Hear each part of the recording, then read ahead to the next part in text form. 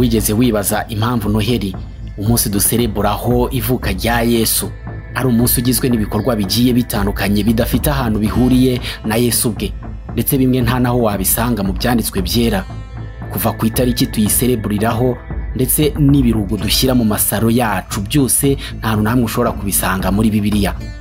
Ni ibikorwa bituruka mu migenzo ya kera, ndetse imigenzo imeze nk'imigenzo ya gipagani. Reka turebere hamwe bimwe mu bikorwa bikorwa ku munsi wa Noheli bigenda bigaragara mu migenzo ya gipagani ya kera, maze ubashe gusobanukirwa ubundi iyi Noheli ni iki, yakomotse he, kuki tuyiserebura, ese ihuriye he n'ubutumwa bwiza busangwa muri Bibiliya, ariyo nkuru ya Kristo.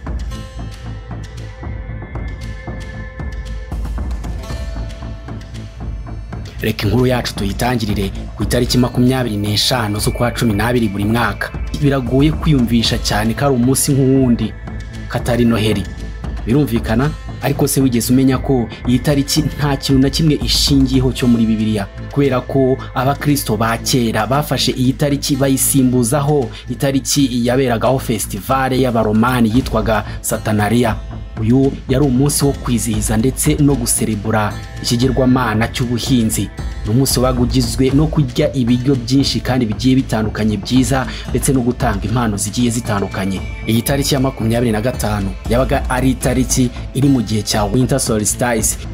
Winter Solstice ni umunsi uba rimwe mu mwaka, igihe ijoro riba rirerire cyane maze umunsi ukaba mutoya, kubera ko isi izenguruka izuba nayo yizengurukaho. Iki gihe ni igihe igice kimwe cy'amajyaruguru cyangwa se cy'amajyepfo y'isi, ibyitwa Northern cyangwa se Southern Hemisphere, kigenda kikitarura izuba. Igice cy'amajyaruguru aricyo cyitwa Northern Hemisphere kikunda kuba ahagana ku itariki 21 na 22 z'ukwa 12, bikagaragaza nyine ugutangira kwa winter. Hanyuma mu gice cy'amajyepfo aricyo cyitwa Southern Hemisphere, ibyo biba ahagana mu kwa gatandatu mu matariki 21 cyangwa se 22. Nyuma ya Winter Solstice iminsi irongera ikajya iba miremire nanone. Mu mico myinshi yo mu bihugu bitandukanye, cyane cyane byo mu burengerazuba bw'isi, byasereburaga uwo munsi nk'icyizere cyo kongera kubona izuba nanone. Ibi bintu bitekerezeho nawe, uramutse uri guserebura umunsi wawe w'amavuko ariko ukabikora ku munsi w'undi muntu. Ibi nibyo byabaye ku itariki 25 z'ukwa 12. Iyi tariki rero ntago ivugwaho kimwe na benshi, kubera ko igenda ifatwa nk'umunsi wo guserebura cyangwa se kwizihiza ibigirwamana. Reka tuve ku itariki maze turebe ikirugu cyangwa se icyitwa Christmas tree. Nacyo ni ikimenyetso cy'ibigirwamana cyangwa se ni imigenzo ya gipagani. Mu myaka ya kera abantu bitwaga aba Norse n'aba Celtic bakoreshaga evergreen trees kugira ngo bagaragaze uko ubuzima bumeze mu gihe cya winter, ubwo habaga hari amajoro nyine abamaremare, amanywa ari matoya. Aba bantu bitwa aba Norse bavaga mu bice byitwa Scandinavia. Kuri ubu ngubu ni mu gihugu cya Norway, Sweden ndetse na Denmark. Bakundaga gukora iyi mihango muri icyo gihe, ndetse aba bantu bita aba Celtic bo baturukaga mu bice bya Ireland, Scotland, Wales ndetse n'ibice bimwe byo mu Bufaransa. Nabo bari bafite imico itandukanye, ariko imyinshi yifashishaga uyu mugenzo muri icyo gihe nyine, kandi umuco wabo wari ukomeye cyane. Iyi migenzo yarakomeje, maze nyuma abakristo bo mu Burayi baza gutangira gukora iki gikorwa cyo gukoresha ikirugu.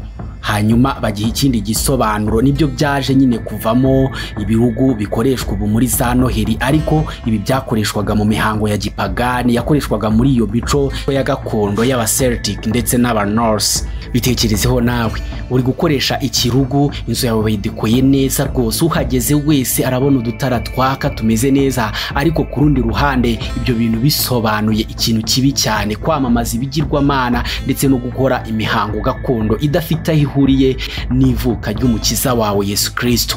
Ikindi kintu gifatwa nk'ibikorwa bya gipagani ni ibyitwa Yule Logs. Uyu munsi dushobora kubigereranya nka ya mabuje acanwa ku munsi wa Noheli.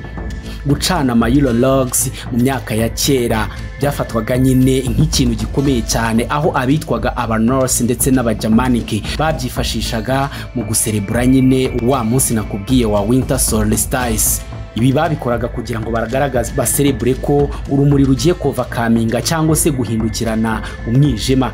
hanyuma y'ibyo nibwo abakristo baje kujya noneho bakoresha uru rumuri rumeze rushya bakarukoresha nk'urumuri rwa Kristo, ibyo bitaga nyine light of Christ. Ibi nubwo bikorwa ntabwo twakibagirwa ko inkomoko yabyo bituruka mu bakurambere ba kera cyane, bikagenda bigaragazwa nyine nk'imigenzo ya gipagani, aho uyu munsi udashobora kuvuga ko iyi migenzo koko ari imigenzo ya gikristo, kubera ko inkomoko yayo aho ituruka harazwi. Ni imigenzo yakorwaga rimwe na rimwe baserebura ibigirwamana ndetse n'iminsi bitaga minsi mikuru yabo ariko mu buryo gakondo bwabo.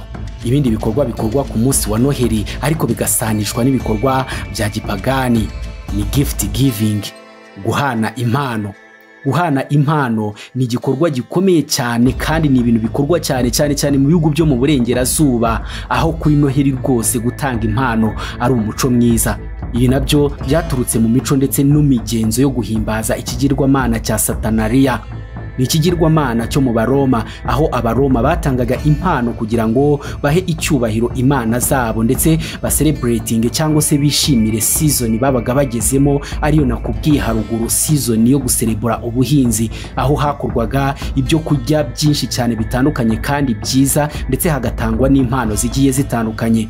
Abakristo rero baje guhuza iki kintu ndetse no kuba batanga impano zigiye zitandukanye kugira ngo bizihize umunsi mukuru wa Yesu. Bigenda bisanishwa nyine n'impano babagabo b'abanyabwenge bavugwa muri Bibiliya baje bitwaje bazaniye Kristo kugira ngo bamuhe icyubahiro. Nubwo ibintu bikorwa birumvikana rwose ko ari ikintu cyiza cyakabaye gikorwa ku munsi mukuru wa Noheli, ariko ku rundi ruhande nanone bihisha ikindi kintu kijyanye n'imyuka mibi ndetse no gusenga ibigirwamana. Ibi bintu byose mvuze haruguru ni ibintu bigenda bikorwa ku munsi mukuru wa Noheli, umunsi abantu bakunda cyane ndetse baba bishimye banezerewe, ariko abantu bamwe bagenda bavuga kuko ari ugukoresha nabi iyobokamana, ko ibyo bintu ntaho biba bihuriye. Bamwe bavuga ko ibyo bikorwa ari ibya gipagani, nubwo bamwe uramutse ubivuze ko ari ibya gipagani mushobora kwangana kuva uwo munsi. Usigire comment yawe utubwire uko ubyumva. Ese wowe Noheli biyibonamo n'uburyo ikorwamo? Koko tuba turi guserebura ivuka rya Yesu cyangwa se bimwe tubikora tutanabizi, rimwe na rimwe bikarangira twakora imihango tudasobanukiwe bikadukururira gusingiza ibigirwamana bya bamwe runaka.